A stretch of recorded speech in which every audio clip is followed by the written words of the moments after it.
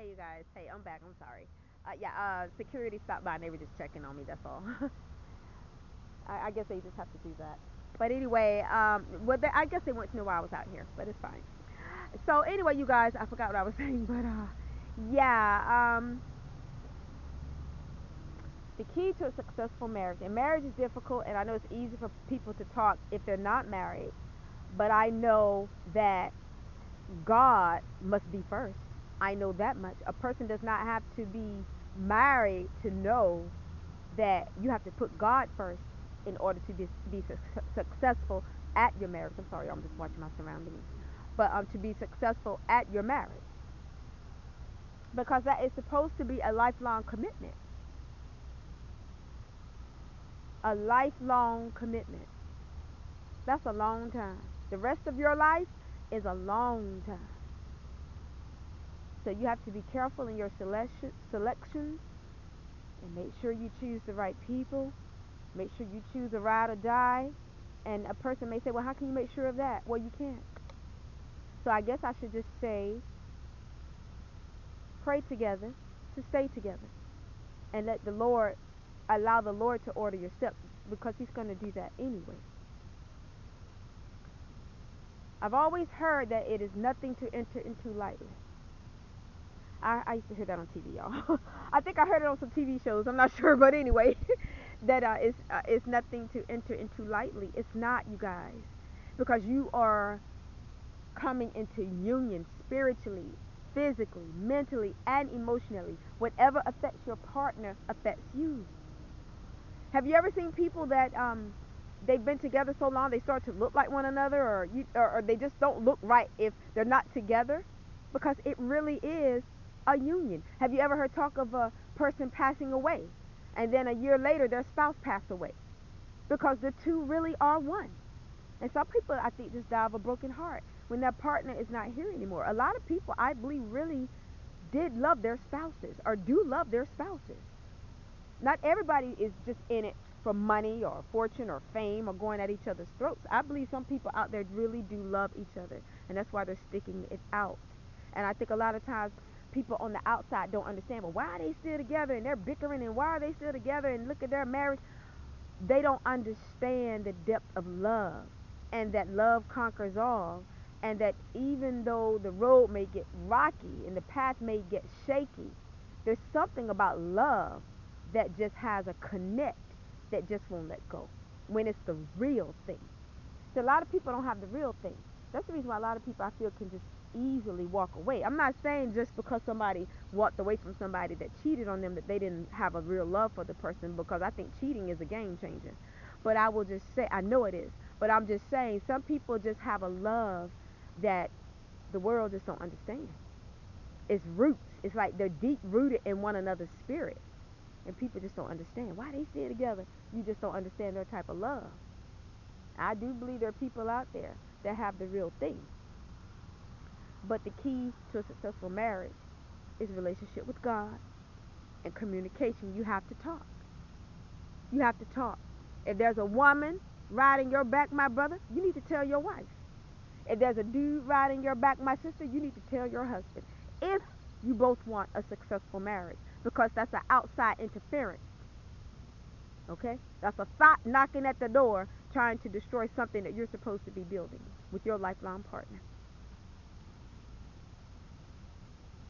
And then, there are other factors that come into play. We have the tempter out here, who is Satan, the devil. He'll try to dangle um, people in people's faces, and the person, a lot of times probably don't even look as good as the man's wife or look as good as the woman's husband, but just because it's a temptation there, Satan, I believe, can create an illusion to try to make people look more appealing than they actually look. I also held a conference and spoke on that about, I think I was saying something about how people can cheat on people or whatever, but isn't it something how after it's all over or you break up with the person, they don't look as good as what what you may have felt they looked initially. They don't look as good anymore. You know what I'm saying? When that man gets caught, or when that woman gets caught cheating, if there's something about that third wheel, that third person, they don't look as good as they did before. You know what I'm saying? Because the devil can paint illusions. He can paint illusions. And I don't really know that I know of married couples, and I know I've actually never mind y'all. Never mind. I'll just say this. I wonder, and I've stated it in a conference, but I don't know. I haven't heard it word of mouth, but I would think, just knowing by the dirty character that Satan has, is that when people get married, does Satan? I wonder if he starts making other people look more attractive than the person's spouse, even though they may not be. It's just something to think about. Because it's temptation. It's an illusion. You know what I'm saying? And a lot of times, for a lot of these, the types that try to go after people that belong legally to other people, they don't even a lot of times look as good as the person that you're married to, my brother, or married to, my sister. But there's something in them that sees you as a challenge and sees the person that you're married to as a threat, as competition. How in the world can somebody feel competitive with somebody else's spouse? That man does not belong to that outside party. That woman does not belong to that outside party. But see, it boils down to a person's self-esteem and how they feel about themselves. And some people specifically target married people. And so for those of you out there, if you want a successful marriage, you have to understand that. You're going to have to resist those types of people. There's a scripture in the Bible that reads, resist the devil and he will flee from you. But I think that when a person gets married, it might be a stronger temptation. That's part of a test. You will be tested until you leave this world. But you must pass your test. And I just, you know, I don't know. There may be somebody out there right now, you're thinking about cheating on your spouse. Don't do it. You're gonna regret it, I believe.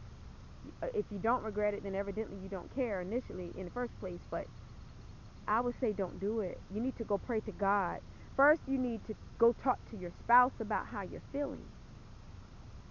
And then you both need to take it to God in prayer. And you need to continue to take it to God in prayer until that urge and that feeling and that spirit of infidelity is removed off of you. Now, I know there are people that can come back from infidelity. I don't see how they do it. My hat is definitely off to you. But I will say this. If you're the type of person that it's difficult for you to forgive things like that, I wouldn't advise you to get married.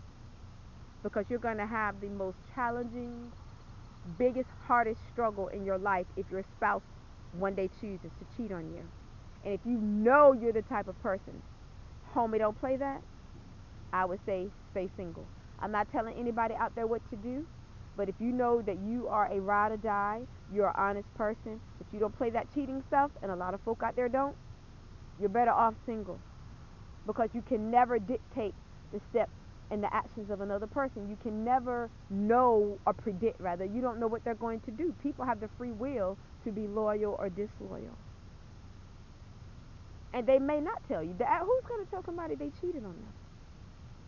Their conscience may eat them up, but I don't even know if people even have a conscience about it now, because infidelity is so, people are so accepting of it because they just expect people to be that way nowadays. And anytime you live in that type of world, you live in a very toxic world. Anytime, fidelity is just not priority in a marital union or even a courtship to get married. That's the purpose of courting. It's to see if this is somebody you want to spend the rest of your life with.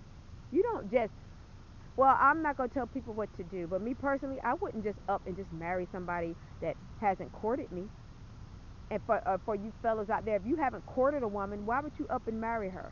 And for you ladies out there, if a man has not courted you, why would you up and marry him?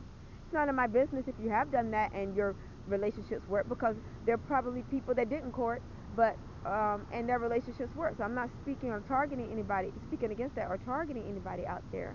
And then I know a person can court you and seem to be Mr. and Mrs. Right, and then when you get married to them, they turn into a complete devil. Now, I have heard talk of people changing once they get married.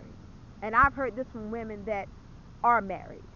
I know, I will share this. When father was